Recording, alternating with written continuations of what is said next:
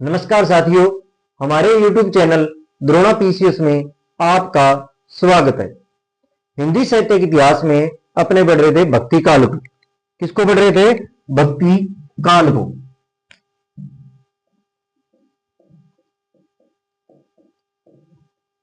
किसको पढ़ रहे थे?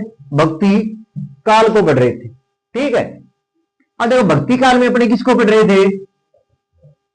कबीर के बारे में चर्चा कर रहे थे। हमने कबीर का जन्म है, माता पिता है, तालाब में कहा नीरुनिमा को मिले, ठीक है, उसके बारे में चर्चा कर चुके थे। ठीक है। इनके गुरु कौन थे? गुरु के बारे में चर्चा कर, रामानंद थे। ठीक है। इनके गुरु कौन थे? रामानंद थे। फिर इनके जो उपदेशों का संकरण है, उपदेश कहां किस में मिले? बीजक में मिले। इसके बारे में पढ़ा। उसके बाद में हमने ये तीन भागों में है, साखी, शब्द और रेमेनी। इनके बारे में अपने पढ़ चुके थे पिछली वीडियो में। इनके बारे में पढ़ा था। ये दोहे थे। इसमें क्या आते हैं? साखी में दोहे, शब्द में क्या थे? पद, इसमें चौपाइयां मान लो आप, दोहे चौपाई। ठीक है। इन चीजों के बारे में अपने पढ़ चुके थे पिछली वीडियो में। तो यहां तक अपने पढ़ चुके थे कि बीजक में साखी है, शब्द है, रेमेनी है, इसमें क्या क्या बताया गया, इनके बारे में अपने डिटेल से चर्चा कर चुके थे। ठीक है। अब हम देखेंगे कि कबीर जो थे, आज हम क्या देखेंगे?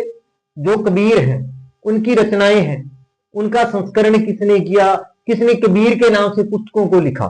ठीक है। उनके बारे में आज चर्चा, इनके बारे में सारा कुछ अपने पढ़ चुके हैं। ठीक है। जैसे इनका जन्म लिख दूं 1398 से 1518, ये इनका जन्म था। इनके बारे में अपनी चर्चा कर चुके थे। आज हम कबीर की रचनाओं के बारे में करेंगे कि कबीर नाम से किन्होंने पुस्तकें लिखी, उनके बारे में आज चर्चा करने वाले हैं।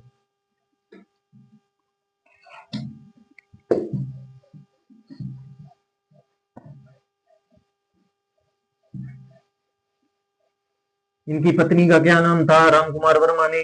जैसे धनिया बताया था या रमिया बताया था, रामकुमार वर्मा ने बताया था। इनके पुत्र पुत्री कमाल कमायनी थे। ठीक है। इनका एक शिष्य भी था, जो कौन था? धर्मदास था। इनके बारे में अपने चर्चा कर चुके थे।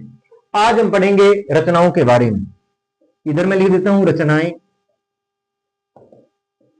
और इधर लिख देता हूं संपादक। क्या लिखूंगा? संपादक।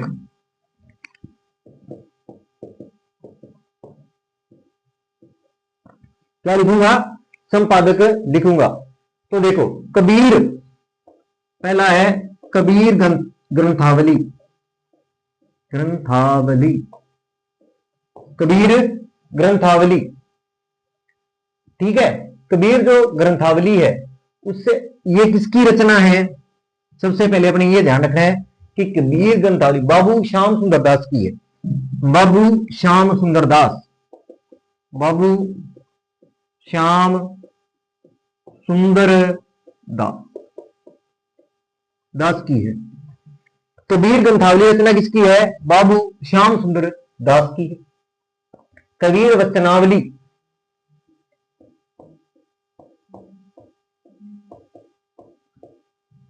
कबीर वचनावली, ये किसकी रचना है?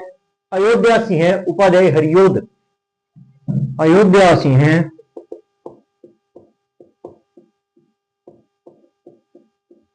उपाध्याय हरियोध।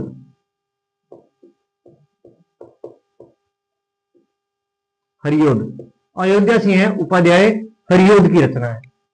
ठीक है। उसके बाद में एक इनकी रचना है संत कबीर।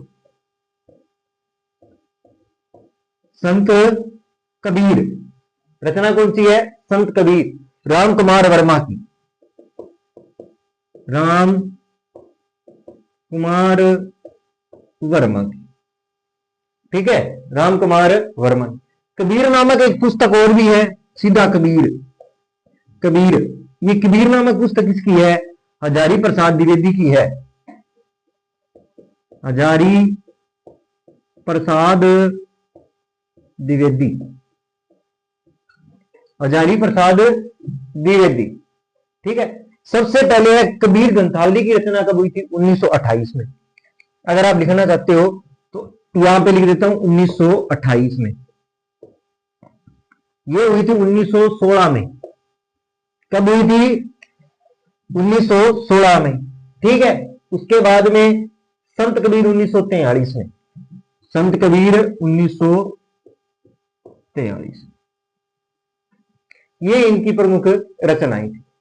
ये क्या है, इनके बारे में थोड़ा सा आप ध्यान रख लेना कि कबीर ग्रंथावली रचना किसकी है? बाबू श्याम सुंदर दास की है। कब लिखी? 1928 में। कबीर वचनावली अयोध्या से उपाध्याय हरियोध की 1916 में। संत कबीर किसकी रचना है? डॉक्टर रामकुमार वर्मा की 1943 में। और कबीर सीधे नाम से रचना किसकी है? हजारी प्रसाद द्विवेदी की। ठीक है, अब अपनी बात करते हैं आगे। आगे देखो, आगे क्या है कि आचार्य रामचंद्र शुक्ल ने अलग अलग कथन कहे हैं। क्या कहा है रामचंद्र शुक्ल ने? क्या कहा? अलग अलग राइटरों ने अलग अलग बात कही है। बचन सिंह ने क्या कहा है? इन चीजों के बारे में अपने डॉक्टर दशरथ शर्मा ने क्या कहा है? श्याम सुंदर दास ने क्या कहा है? इनके बारे में अपनी आगे चर्चा कर लेते हैं। पहले इन रचनाओं को थोड़ा देख लो। कबीर ग्रंथावली श्याम सुंदर दास, कबीर वचनावली अयोध्या सिंह, संत कबीर डॉक्टर रामकुमार वर्मा, और कबीर हजारी प्रसाद द्विवेदी। ठीक है, आगे चर्चा करते हैं।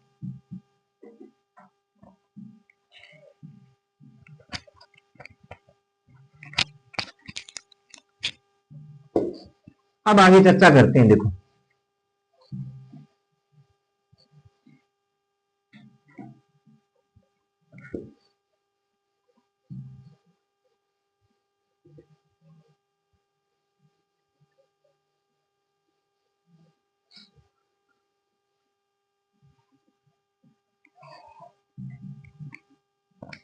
आगे चर्चा कर लेते हैं कि देखो कि कबीर ने अपनी झाड़ फटकार के द्वारा हिंदुओं और मुसलमानों को कट्टरपन दूर करने का प्रयत्न किया था।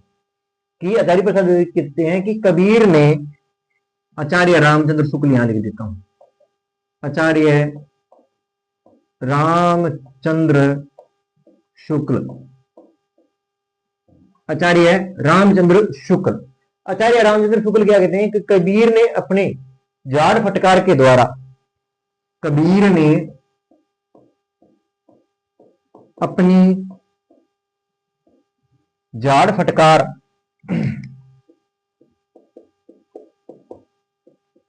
फटकार किसके द्वारा? झाड़ फटकार के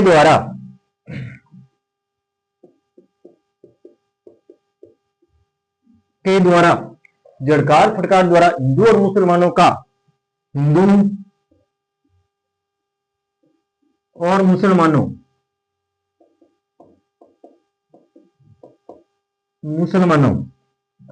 हिंदू और मुसलमानों को कट्टरपन दूर करने का प्रयत्न किया। मुसलमानों का कट्टरपन दूर करने का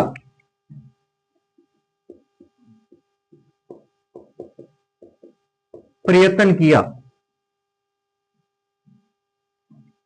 क्या किया? प्रयत्न किया। क्या किया? प्रयत्न किया।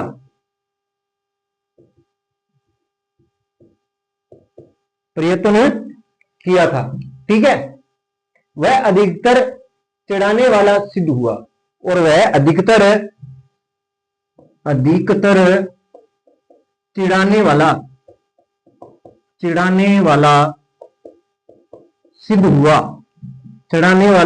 सिद्ध हुआ। क्या हुआ? चिढ़ाने वाला सिद्ध हुआ। वो क्या हुआ? चिढ़ाने वाला सिद्ध। कि कबीर ने अपनी झाड़ फटकार के द्वारा हिंदू और मुसलमानों को कट्टरपन दूर करने का प्रयत्न किया, और अधिकतर वो क्या था? चिढ़ाने वाला था। ठीक है, हृदय का स्पर्श करने वाला नहीं था। हृदय को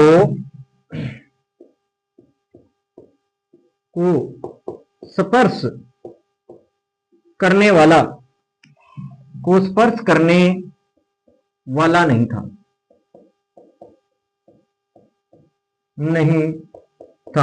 कि वो हृदय को स्पर्श करने वाला नहीं था। ये चीज कही थी किसने? आचार्य रामचंद्र शुक्ल ने, कि कबीर ने अपनी झाड़ फटकार के द्वारा हिंदू और मुसलमानों को कट्टरपन दूर करने का प्रयत्न किया था और अधिकार चिढ़ाने वाला सिद्ध हुआ और हृदय को स्पर्श करने वाला नहीं था, कि वो हृदय को स्पर्श करने वाला नहीं था। ये बात किसने कही थी? आचार्य रामचंद्र शुक्ल ने। आगे अगर मैं बात करूं कि कबीर ग्रंथावली नाम से एक ग्रंथ का प्रकाशन हुआ। कबीर ग्रंथावली, कबीर ग्रंथावली, कबीर जो ग्रंथावली है नाम से एक ग्रंथ का प्रकाशन हुआ।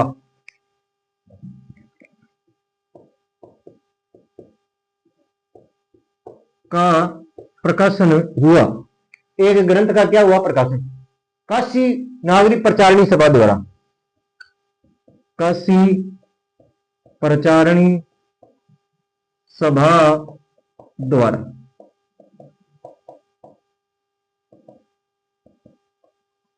काशी प्रचारणी सभा के द्वारा डॉक्टर श्याम सुंदर द्वारा संपादन किया गया। डॉक्टर श्याम सुंदर दास द्वारा संपादन किया गया, द्वारा संपादन किया गया। किसने किया था? श्याम सुंदर दास ने क्या किया था? इसका संपादन 1928 में। ये कब की बात है? 1928 में। कब किया गया? 1928 में किया गया था, कि कबीर अपनी जाल फटकार के द्वारा हिंदू और मुसलमानों को कट्टरपन को दूर करने का प्रयत्न किया और वह अधिकतर क्या था? चिढ़ाने वाला सिद्ध हुआ और वह हृदय को स्पर्श करने वाला नहीं था। ये बात किसने कही थी? ये आचार्य रामचंद्र शुक्ल ने, कि कबीर ग्रंथावली जो एक रचना है का प्रकाशन किसने किया था? काशी प्रचारणी सभा के द्वारा किया गया। और किया किसने था? श्याम सुंदर दास ने किया था। किसने किया? श्याम सुंदर दास ने। कब किया था? 1928 में किया गया। ठीक है, अब देखते हैं इसमें आगे।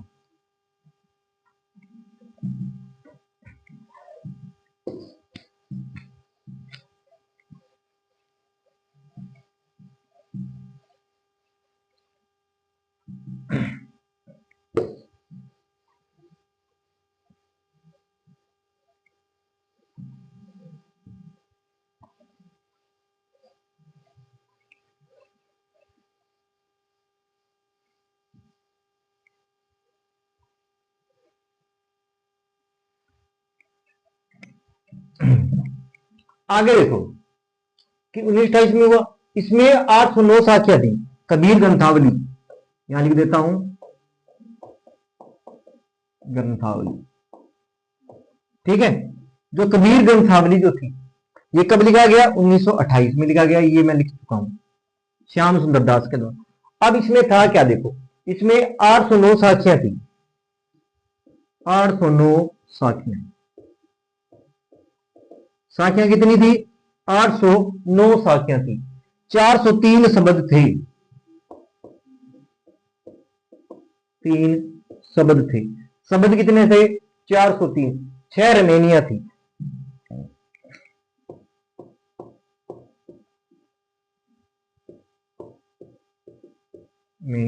थी क्या थी?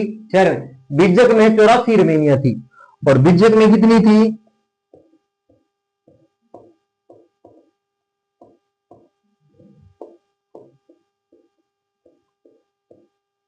मेनिया थी। इस चीज का आप ध्यान रखना। देखो, इसमें इस चीज का ध्यान रखना है विशेष रूप से कि कबीर ग्रंथावली ग्रंथ में 6 रमणियां थी और बीजक जो ग्रंथ था उसमें कितनी थी? 84 रमणियां। इसका ध्यान रखना पड़ेगा। अब डॉक्टर बच्चन सिंह क्या कहते हैं? देखो, डॉक्टर बच्चन सिंह है, किसके बारे में चर्चा करेंगे? डॉक्टर बच्चन सिंह के बारे में चर्चा करते हैं कि हिंदी भक्ति काव्य का प्रथम क्रांतिकारी पुस्तक कबीर है। कि हिंदी भक्ति काव्य का हिंदी भक्ति काव्य का हिंदी भक्ति काव्य का कि हिंदी भक्ति काव्य का प्रथम क्रांतिकारी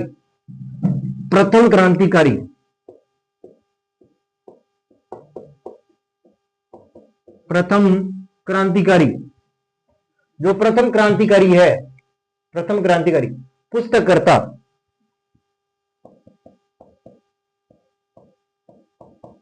करता कौन है?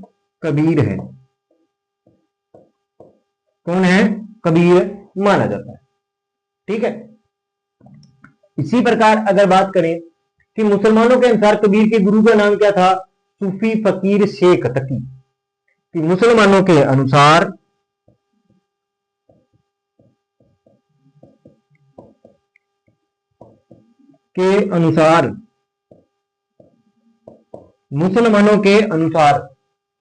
कबीर के गुरु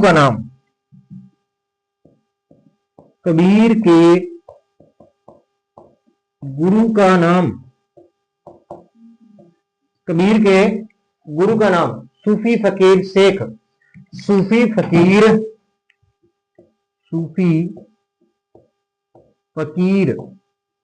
शेख तकी। सूफी फकीर शेख तकी था। सिकंदर लोदी के पीर गुरु थे।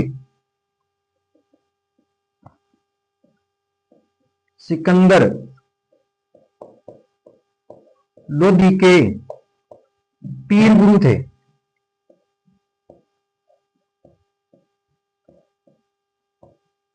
क्या थे? सिकंदर लोदी के पीर गुरु थे। क्या थे? सिकंदर लोदी के ये पीर गुरु माने जाते हैं। ठीक है। अब आगे चर्चा कर लेते हैं।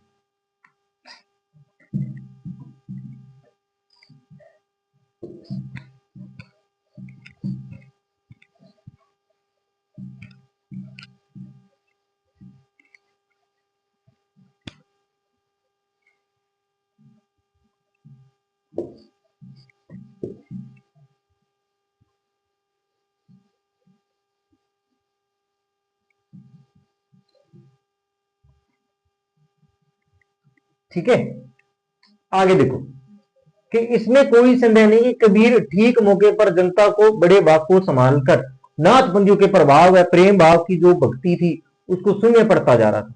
अब रामचंद्र शुक्ल एक बात और भी कहते हैं। आचार्य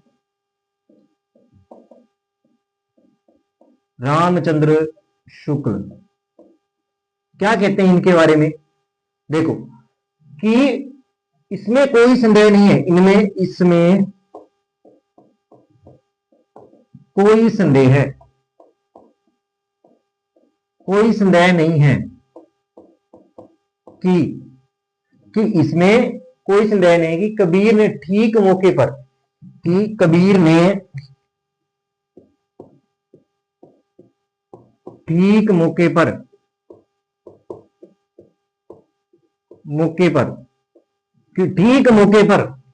ठीक है, जनता के उस बड़े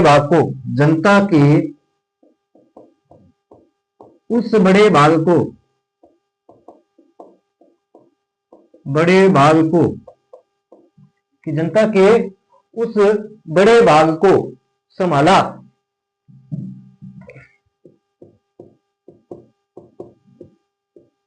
संभाला था जो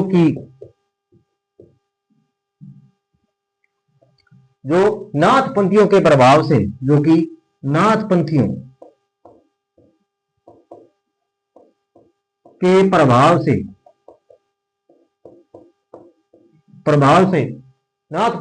प्रभाव से प्रेम भाव और भक्ति रस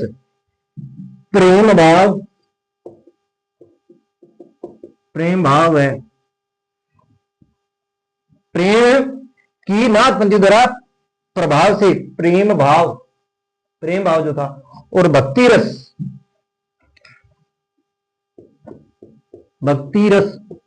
शून्य पड़ता जा रहा था। शून्य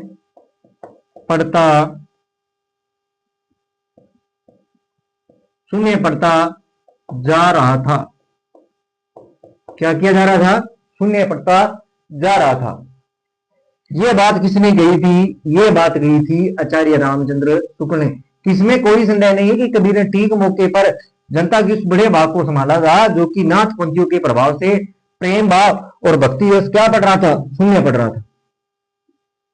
ठीक है, अब अपनी बात कर लेते हैं। ये क्या थे? ये थे कथन जो कि कबीर के बारे में कहे गए।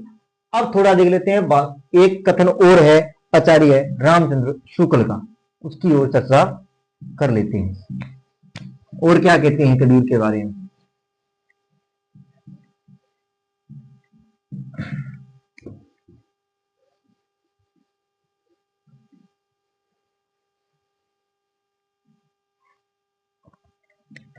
देखो आगे आगे कहते हैं कि भाषा बहुत परिष्कृत और परिमार्जन न होने पर भी, कि भाषा,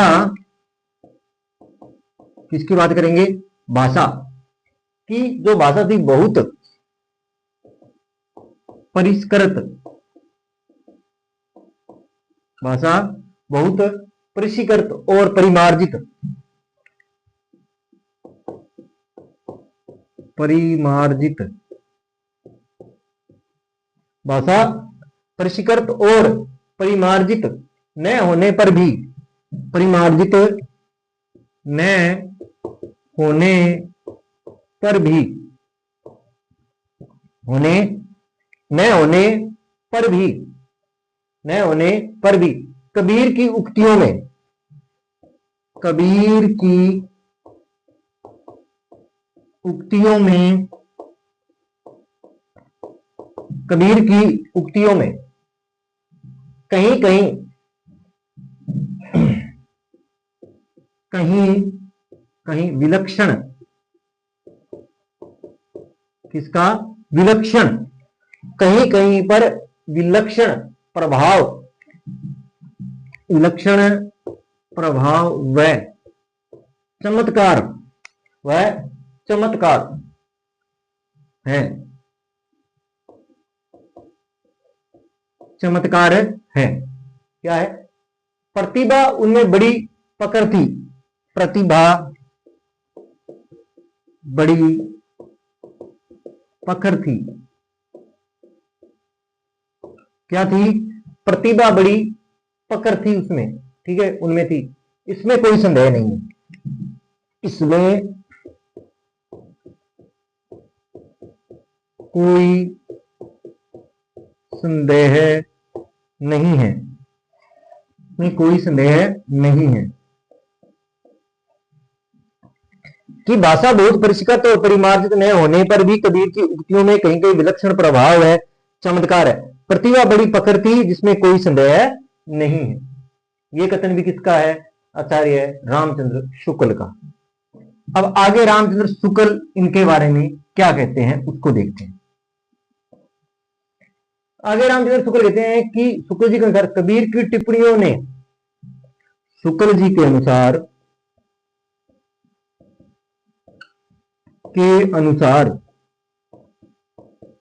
शुक्ल जी के अनुसार कबीर की टिप्पणियों ने, कबीर की टिप्पणियों ने, कि कबीर की टिप्पणियों ने हिंदू मुसलमान को चिढ़ाने का काम किया था, हिंदू मुसलमान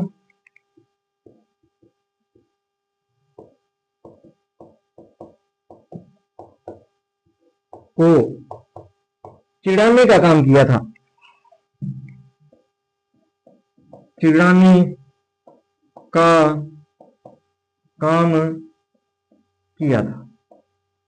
क्या किया था? चिढ़ाने का काम किया था, ठीक है, जैसी में यह वर्णन किया गया। अनंतदास की पुस्तक थी, ठीक है। इसके बाद में बात करते हैं कि अनंतदास की पुस्तक, अनंतदास की एक पुस्तक थी, कौन सी थी? कबीर परचई, कबीर परचई। ये पुस्तक किसकी थी? कबीर अनंतदास की मानी जाती, और कबीर के संबंध में अनेक जानकारियां मिलती हैं। और इस पुस्तक में कबीर की, यहां लिख देता हूं, कबीर के बारे में अनेक जानकारियां मिलती हैं, अनेक जानकारी मिलती है। क्या मिलती है? अनेक जानकारी मिलती है। ठीक है, ये किनके समकालीन थे? अगर बात करूं कभी सिकंदर लोदी के समकालीन थे ना। कबीर किसके समकालीन थे? सिकंदर लोदी, सिकंदर लोदी। ठीक है, ये बात भी होगी। अब क्या है, इन्होंने साधनात्मक, भावात्मक और ऋष्यवाद देखने को मिलते हैं। कबीर की साधना जो थी, कहते हैं कि कबीर की जो साधना थी, कबीर की साधना साधनात्मक, ऋष्यात्मक और वह भावात्मक,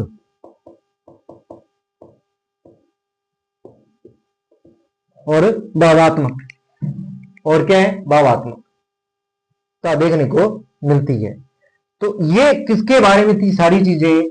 ये थी कबीर के बारे में, जो कि साहित्यकारों ने कबीर के बारे में टिप्पणियां की, जो कबीर के बारे में उन्होंने बताया भी कबीर क्या थे। क्योंकि ये जो निर्गुण भक्ति धारा के कवि थे, ये क्या थे? निर्गुण भक्ति धारा के कवि थे, जिससे क्या है कि उनको ज्यादातर जो जितने भी पद लिखे या और लिखे ना, वो भक्ति और प्रेम भाव के लिखे हैं। पर इसमें क्या है, जैसे रामचंद्र शुक्ल ने कहा है कि हिंदू और मुसलमान को चिढ़ाने वाले ज्यादा लिखे हैं। जैसे काकर पात्र जोड़ के मस्जिद लई चढ़ाए, मुल्ला क्या बाग दे क्या बेरा हुआ खुदाए।